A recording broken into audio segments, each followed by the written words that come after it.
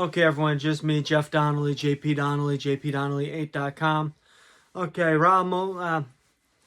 author of Raw Emotion, Political Repression, True Tale of Massachusetts Bohemian. You can purchase that at, through PayPal or whatever else. Okay, so, yeah, we're going to get into this, right? So today I was supposed to have a jury trial. I was prepared.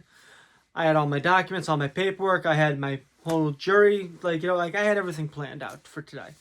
I had my whole defense planned out, exactly what I was going to say, what I was going to do, what paperwork I was going to bring in. I had it all, all set up. Well, I did. But then the judge basically cut my legs right off me, right away. So, as you guys might be aware, I was waiting for jury instructions for probably about 3-4 weeks now, about 3 weeks at least. Never came. I contacted the clerk's office, no reply. So I go in there today, and Assistant District Attorney Hobbs hands me a copy of the jury instructions. Okay. These jury instructions are supposed to come from the judge, not ADA Hobbs, which kind of had me a little bit worried, why are you handing me these? And he's like, oh, I just got these today myself. So here. It's like, why aren't they on my table? Why are they on your table? Okay. So, that right there, the jury instructions don't say the date. And remember, this case is the firearm license case where my firearm license expired on April 24th. City of Springfield contacted me on May 7th, May 8th, and told me on the phone that my firearm license has been revoked, even though it had only been suspended, I found out later on.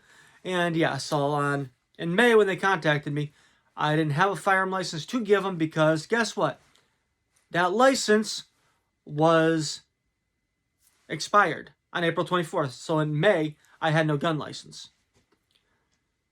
The renewal was sent back, was kicked back without even cashing the check, which means that I wasn't even in the renewal state. So if I would have gotten, yeah. So, okay. So the court knew by my motion to dismiss and all of the other hearings that we've gone through is that I'm mentioning a lot of the Palmer case about the magic lantern, about that whole thing, in this case as part of my defense. Well, right away I find out through the judge that the judge is denying me the ability to make any mention at all of the Palmer case involving magic lantern during this trial. And remember, my license was suspended until the Palmer case was over. So, the judge already allowed documents to be approved to be brought in as exhibits during this trial, which mentioned the Palmer case. So, how the hell is the judge now saying, I'm not allowing these documents that Mr. Donnelly, the defendant, wants to enter in as exhibits? I'm not allowing these to be entered as exhibits. I'm not allowing the Palmer case to even be mentioned, even though it was suspended until the Palmer case was over.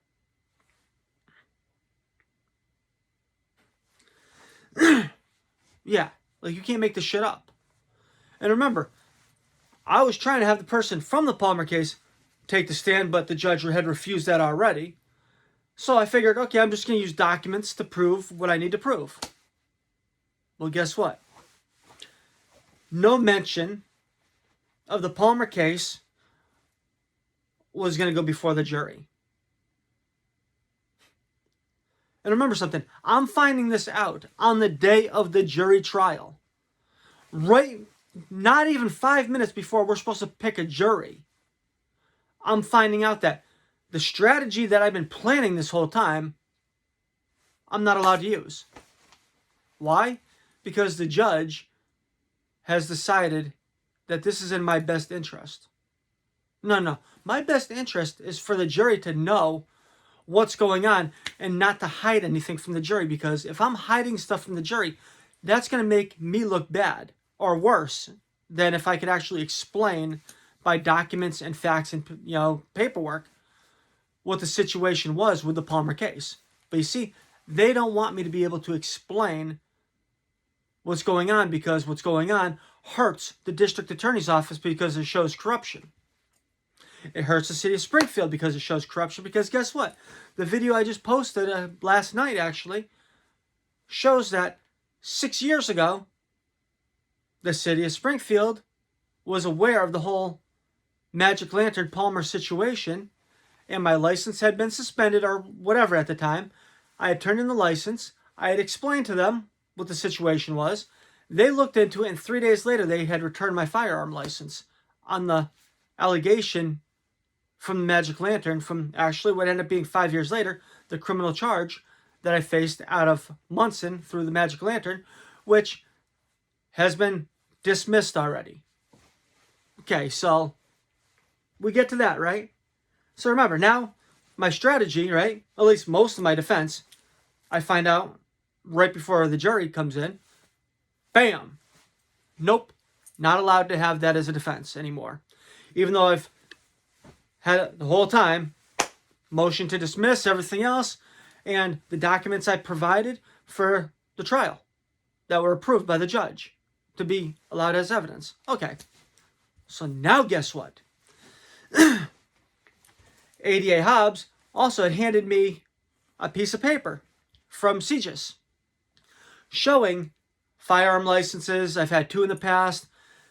Date that I had it, date expired, the first one. And then the second one, date it was valid from, date expired. The fucking paperwork says expired April 24th. Expired.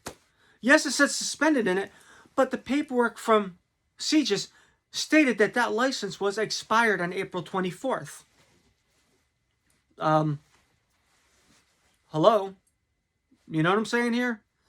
Expired April 24th. They filed the charges in early May. Okay. So I gave that paperwork to the judge as well. I'm like, Your Honor, look. This right here is important here because this shows that the paperwork that the ADA is handling me shows that the firearm license was expired on that day. That the criminal justice system has it marked down as expired. Hello? You see a problem here? I see a problem here. But now comes the really fun part. Remember how I've been telling you about the Springfield police and how they falsified information, how they called 2 antique handguns, 2 Tokarev pistols, antique handguns. They classify those as AK-47s in the paperwork, even though they're far away from being AK-47s. If you don't believe me, look up what a Tokarev pistol is, and then look up an AK-47, and you could clearly see that. No way in hell are you going to confuse one with the other. And then they had marked down, they had 45 automatic firearms. No, I had no fully automatic firearms. None of my firearms were fully automatic machine guns. None. I wish they were, because honestly, a fully automatic machine gun, that's like $20,000, $30,000, $40,000. And if I had a fully automatic machine gun in my collection, I would have sold them for the money, because honestly, I could use like $20,000, $30,000 instead of a fucking fully automatic machine gun. Just saying, I don't need a fully automatic machine gun. If you want to own one, that's up to you. Me, I'm not spending that kind of money for a machine gun. It serves no purpose for me or for my collection. Just saying. At least right now, like maybe if I became rich or something, I might get one. But realistically, like you pull your trigger down and you lost like $20, $30 in ammunition out the at the other end for no reason. I guess it's fun. I could picture it being fun, but like honestly, I'm too frugal to be like just throwing ammunition out the window, plus spending that kind of money on the firearm itself. Okay, so getting back to the lieutenant, Lieutenant Shink, Timothy Shink, who wrote the charging paperwork, right? And who's my accuser, who states that he called me up and I told him that the firearms I was bringing them to Vermont when they were already in Vermont, which is a lie. Sergeant Podersky, he wrote in his, it's written down there that, Detective Shink wrote down that Sergeant Podersky had said that I had told him that they were in Vermont. But remember, my application actually says that they were going to Vermont, which was sent back to me, which, guess what? I might not be able to even use that application renewal that I did send in, that they did send back to me with the uncashed check. Guess why? Because the Palmer case has mentioned that, so that might even be stricken from the record. Yeah. Like, showing proof that I had already notified them of this, and showing proof that of more misconduct with the Springfield Police Department. Okay, so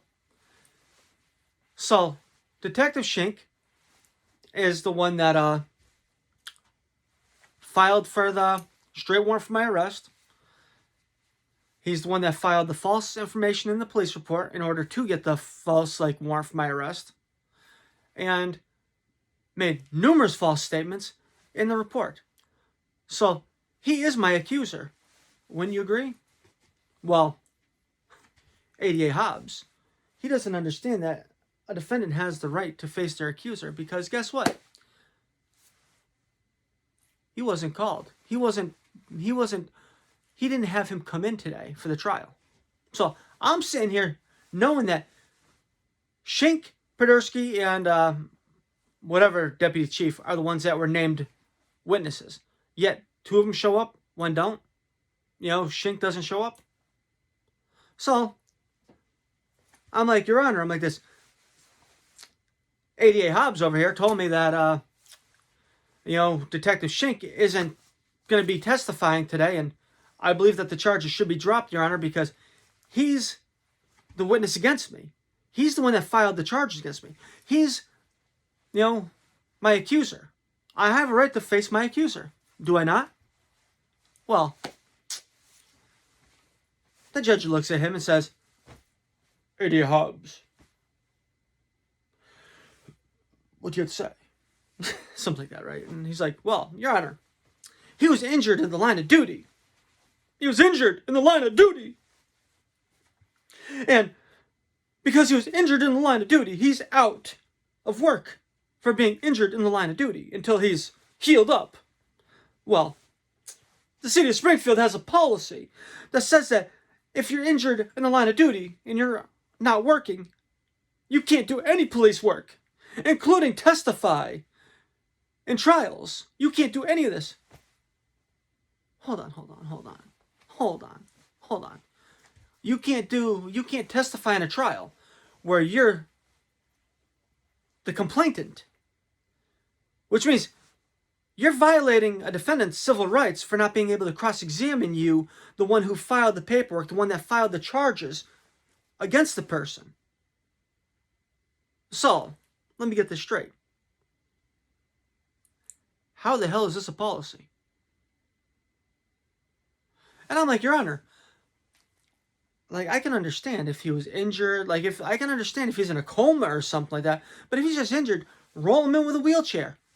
Really, I have the right to cross-examine this liar. And, judge is well, what would you expect him to testify to? I'm like, well, we've already gone over these last hearings, the fact that he's corrupt, and the fact that he's lied and misled the court in order to get a straight warrant for my arrest and to file these charges. I plan on grilling this guy. I'm they're aware of this, that I plan on grilling him. That's why they don't have him here, because they know what my defense is. They know what my plan is. My plan is to destroy this lying piece of filth. Yes, he's a detective of the Springfield Police Department, but guess what? Not all cops are good people. Not all cops are honest people. Yes, a lot of cops are good people. Yes, a lot of cops are hardworking people. But at the same time, when you get a cop that's a liar and who falsifies information, that cop needs to take the goddamn stand and be cross-examined to the fullest and to be raked over the goddamn coals for their misconduct. If they were told to do this misconduct by a higher up, then something, they need to go on the stand and say that their higher up told them to do this, that they were taking orders. And then the higher up needs to be grilled about this situation in front of a jury. And remember, they never brought Detective Shink to any of these other hearings, even though it all revolved around his lying and his behavior. They never had him take the stand during the motion to dismiss and say, Mr. Donnelly's lying. Mr. Donnelly's, he's fabricating. No. They hid him because they knew that he was going to be raked over the coals. Okay, so the judge then proceeds. Well, the judge is like, well, Mr. Donnelly, do you want to go forward or do you want to postpone this? Or, I'm like, Your Honor, I want to go forward with this no matter what. No matter what, I want to go forward with this today. I'm like, I would like a motion to dismiss. I would like a motion, I'd like to, object to him not, if you allow him not to testify today, I'd like to object to this as grounds for, motion, like a future motion to, appeal if I'm found guilty as a result of this major witness not being present today. This major witness. So, the judge looks at the ADA and says, well, he's like, well, can you get in contact with Detective Schenk and see if he can come in today to testify? Or if not, when he can come in to testify? Because the judge realizes this detective needs to testify in this case. Like, there's no ands, ifs, or buts about it. This detective, without him testifying, is a violation of my civil rights. I think it's the Sixth Amendment or some shit like that. But see, this is my constitutional rights to face my accuser. Detective Schenk is my accuser. Plain and simple. He's the one that filed the charges. He's the one that lied in the paperwork. He's my accuser. Like, well, Sergeant Podolsky, he signed off on it. He can, testify on, Detective Schenk's behalf. No, don't fucking go here. No. We don't play that game here. The sergeant could testify in the detective's place. No, he can't. Because all the lies in here are lies that the detective wrote in there. You have Sergeant Podolsky sitting there saying, Oh, I didn't write that. Oh, I wasn't aware of this. I wasn't aware of that. And the jury looks at him and says, well, yeah, he wouldn't be aware of it. He's not the one that wrote this. Detective Schenk wrote this. Why are you being mean to Sergeant Podolsky? He didn't do this. It's the other guy who's not there. So, ADA Hobbs, told the judge, he's like, well, let's see. ADA Hobbs, take about 5 minutes to contact him, see what's going on. Okay. And remember, I'm saying this, no matter what, I'm having the trial today. I'm going to have the trial today. The trial is going to get done today, even without, even without, Detective, Schenk. Even without him, I'm doing the trial today. Because I just want to get this over and done with. That way, I don't have this open case. Because remember, I've never been convicted of any criminal offense in my fucking life. None. They've thrown this at me. They've thrown that at me. It's like throwing spaghetti against the wall and hoping it sticks. I don't commit crimes. I don't. I follow the law, plain and simple. So, about 5 minutes later, we go back in before the judge. And Assistant District Attorney Hobbs, guess what he says? Your Honor, we were able to get in touch with Detective Schenk, Timothy Schenk. We were able to get in touch with him. And he's available to come in on May 9th to testify. He could be here on May 9th. If we postpone it to May 9th, he could be here. And I'll be honest, I'm pissed off. My Irish blood is boiling at this point. And I realize I cannot do a trial today in the condition I'm in because I am upset. I cannot do a jury trial today being pissed off and having this situation going on. So what I do is I just look up. I'm like, you know something, Your Honor? Let's do the trial on May 9th when Detective Schenk can be here. I caved. I caved and allowed a postponement to May 9th so Detective Shink could be present. Oh yeah, plus ADA Hobbs also said that just because he was on the witness list didn't mean that he had to call him. And that if I wanted to, I should have subpoenaed him. Okay. To subpoena this guy, I would have had to know the police officer's home address.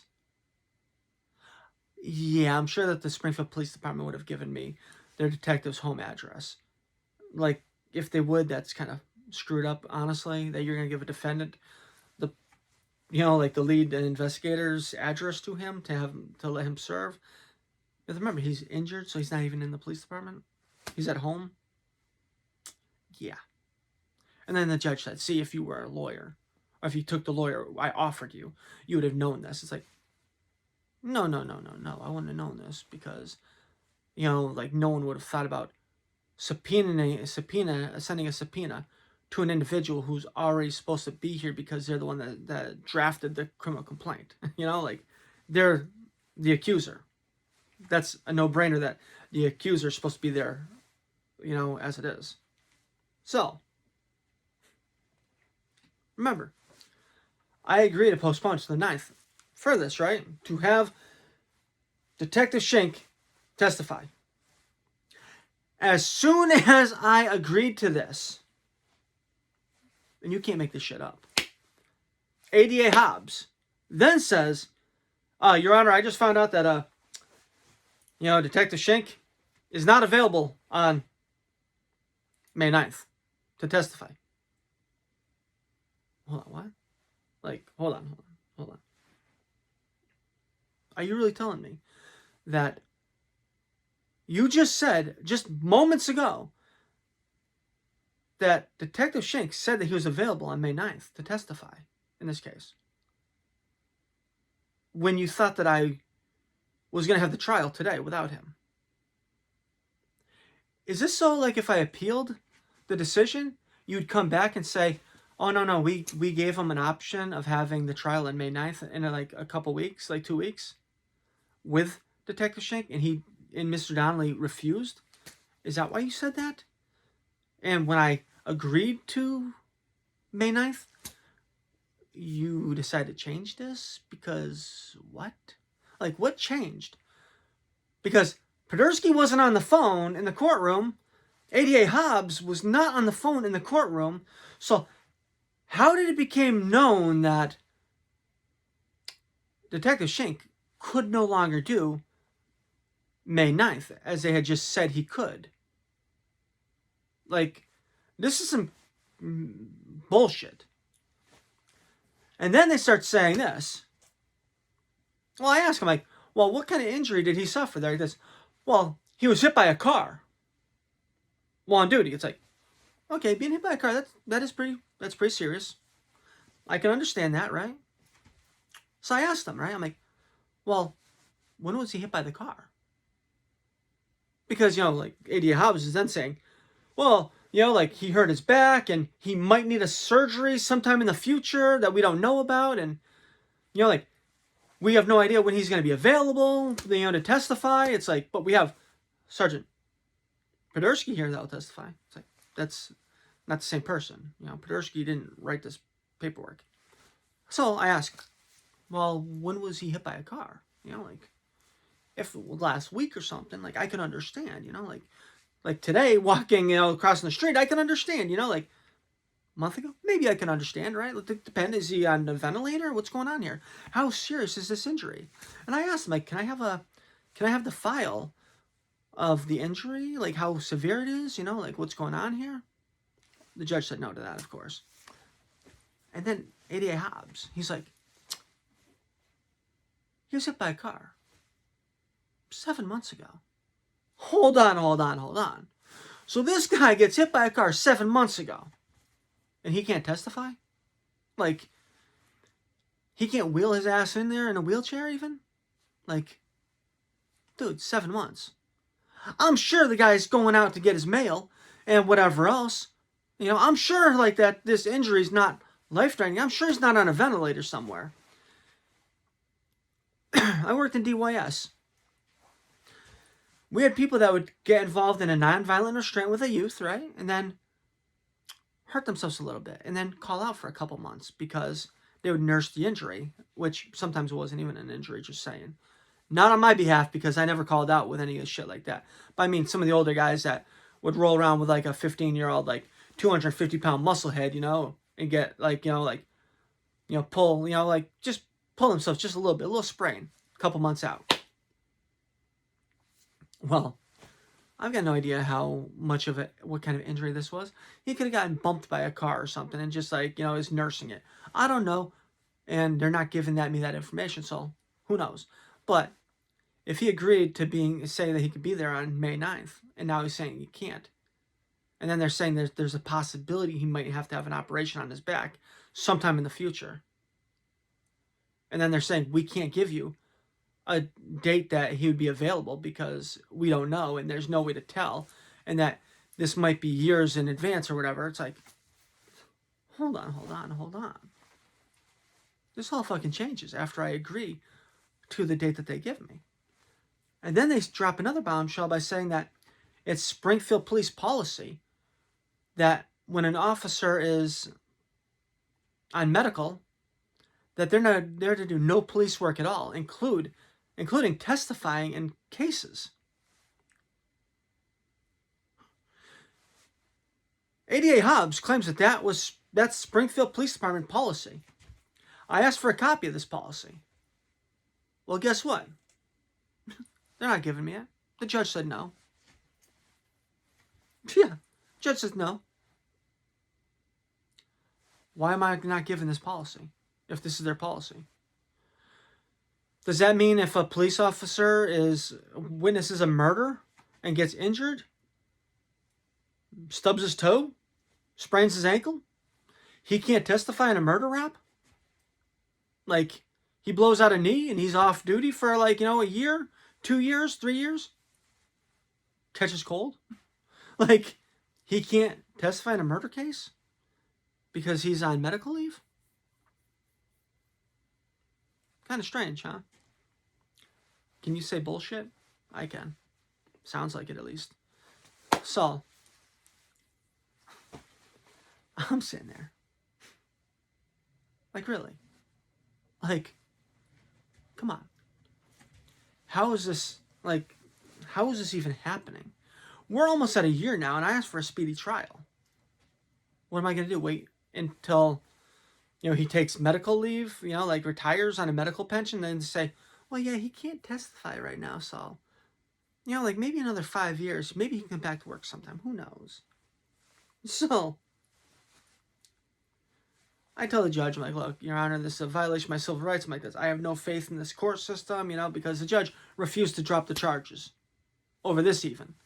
And then tells me, well, file a motion. So, now I got to file another motion on the 4th of May. Go back down to court, 4th of May. And hope and pray. Pray to the lords in the black robes. Yeah. The ones who already should have dropped this because it's clear that I had no firearm license on May 7th, and that they never notified me. And actually put me in jeopardy from April 11th or 12th until April 24th when I thought I was legal, which if I would have been caught with a firearm, it would have popped up suspended and I would have been arrested and charged. And then I would have had another charge against me. Yeah. Because the Springfield Police Department are playing games. As well as the District Attorney's Office. So,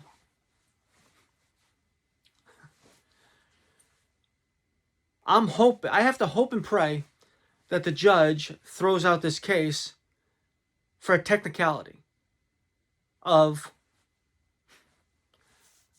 the officer being injured. How sad is this that I have to hope and pray that technicality kicks this case out? Otherwise, I face 2.5 years in jail, even though I was offered a plea bargain of 1 hour pretrial probation, which is nothing. But I'm not taking a plea on something that's not a crime and something a crime that I didn't commit. It's not a crime. Having an expired firearm license. It's not a crime refusing to turn in an expired firearm license because it's not a firearm license. It has no value. I have my old firearm license from the time before. I've had driver's licenses. Like, it's like, dude, if I had a firearm license, I would have fucking turned it in. Really. But I didn't. And no way in hell was I meeting up with the Springfield Police Department on Friday night when they wanted me to go to Vermont and collect firearms and turn in the firearms as well as an expired firearm license, because I know as well as you do, if I would have met with them Friday night to turn in an expired license, they would have arrested me and I would have been held till Monday for having refused to go to Vermont and take my lawfully owned and possessed firearms in Vermont and bring them down to the Springfield Police Department. They were looking for a technicality to hold me for a weekend like they had done before. Playing games that they do. In order to show me who is boss and who has the power and who has the control. The police do. The courts do.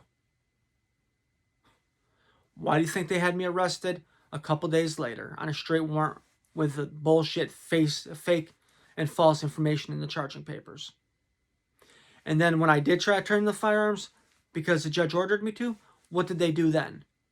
The Springfield Police Department were not willing to go up to Vermont or let me turn the firearms in Massachusetts, but instead they said, no, we're going to Vermont. I'm like, okay, can we go now? Nope. It made me wait a week. That shows that they had no fear at all that I was going to do anything with firearms, because they made me wait a week to actually allow the unconstitutional and illegal gun confiscation. Yeah, they made me wait a week. Strange, huh? Which is something that Shink would have been testifying to as well. The fact that they made me wait a week to turn in the firearms, even though the judge had ordered it as part of my pretrial conditions in this one case. Yes, because I did not turn in an expired firearm license, my pretrial conditions were that I had to take firearms from a state where I was still legally allowed to own and turn them in as part of the pretrial conditions. So, I'm hoping hoping I win this motion, on a technicality, because at least then I've won and I no longer face this charge without taking a plea. And if not, I'm supposed to go in for a jury trial on May 9th, even though Shink isn't going to be there. So what's going to happen then? But then the judge also said that on May 9th, the ADA Hobbs was ordered to furnish Shink, Podersky, and the deputy chief, for trial. And then he told me, that I was responsible for summoning people for trial. I'm like, well, how am I ordered to summons if you just ordered ADA Hobbs to make sure that these 3 people were present? Does that make any sense? And how am I supposed to summons these people when they're police officers and they're not going to give me their addresses to have them served? And one of them is at home and I have no idea what his address is. Okay, well, we're already at over half an hour anyways of me jibber-jabbling, talking bullshit, whatever. But I figured I wanted to give you guys an update of what happened in court today, why the trial didn't take place, and the games that they're playing now. Because remember something, they knew what my defense was. And what did they do? They knew it because my motion to dismiss. And then they the judge completely cut me down at the knees and refuses to allow me to even use my defense. You can't make this shit up. My defense. Now what's my defense going to be? I'm going to, instead of going in there with, a prepared, bam, bam, bam, bam, bam, bam, bam, bam, bam, corruption, proof of corruption, proof of misdeeds, proof of this, proof of that by the police. Oh my God, just walk in and say, firearm license, look at number, look at dates. April 24th, expired. Look at the police contacting me, May 7th. No.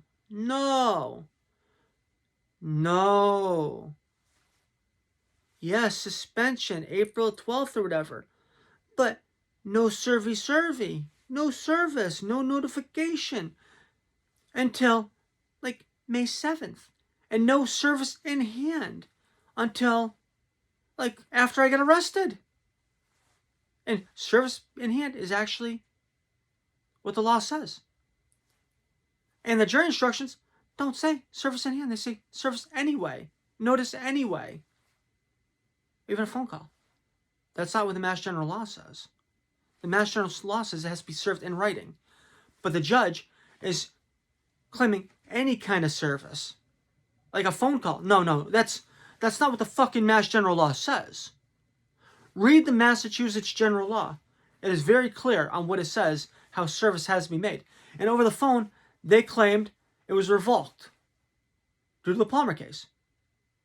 It wasn't revoked. It was only suspended until the Palmer case was over.